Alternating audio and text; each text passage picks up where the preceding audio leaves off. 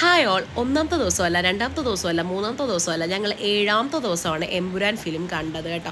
Empuraan film കാണാൻ ഞങ്ങൾക്ക് ഏഴാമത്തെ ദിവസം കാത്തിരിക്കേണ്ടി വന്നു. അതിനിടയിൽ എന്തൊക്കെയോ സാഹചര്യങ്ങൾ കൊണ്ട് നമുക്ക് കാണാൻ പറ്റിയില്ല.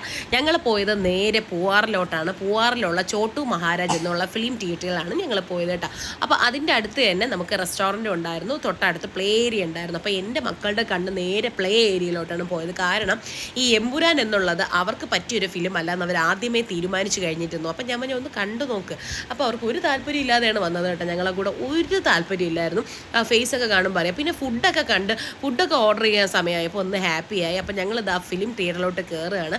അപ്പോൾ എമ്പുരാൻ ഫിലിം ഇതാ സ്റ്റാർട്ട് ചെയ്ത് കഴിഞ്ഞു. ഞങ്ങൾ പിന്നെ നന്നായിട്ട് കണ്ടു കേട്ടോ. ഇഷ്ടപ്പെട്ടു. എനിക്ക് വേറെ തെറ്റൊന്നും പറയാനില്ല. എനിക്ക് നന്നായിട്ട് പേഴ്സണലി എനിക്ക് ഇഷ്ടപ്പെട്ടു.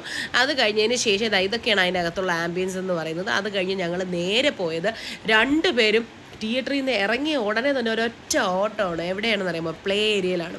പ്ലേ ഏരിയയിൽ പോയി അവർ കംപ്ലീറ്റ് ടൈം അവിടെ കളിയായിരുന്നു, ഫുൾ ടൈം അവിടെ കളിയായിരുന്നു. അപ്പോൾ ഇവിടെ കയറണമെങ്കിൽ ഇവിടെ എൻട്രൻസ് ഫീസ് ഉണ്ട് കേട്ടോ. അപ്പോൾ 50 രൂപയാണ് എൻട്രൻസ് ഫീസ് എന്ന് പറയുന്നത്.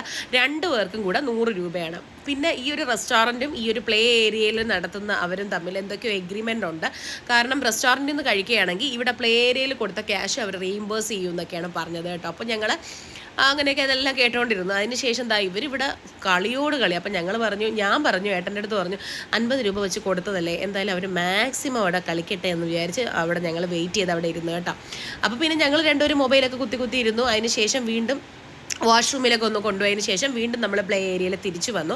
അപ്പോൾ തന്നെ നേരം പരപരായി ഇരുട്ടി കഴിഞ്ഞു കേട്ടോ. പിന്നെ ഞങ്ങൾക്ക് വിശപ്പിൻ്റെ വിളി വന്നു. കാരണം വിശപ്പിന് ഞങ്ങൾ 4 പേരും കോംപ്രമൈസ് ചെയ്യാറില്ല.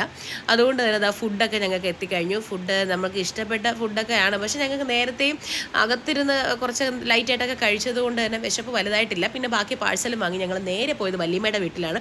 വല്യമ്മയുടെ വീട്ടിൽ പോയപ്പോൾ 2 അല്ല കുറേ മാങ്ങ നിൽക്കുന്നത് കണ്ടു.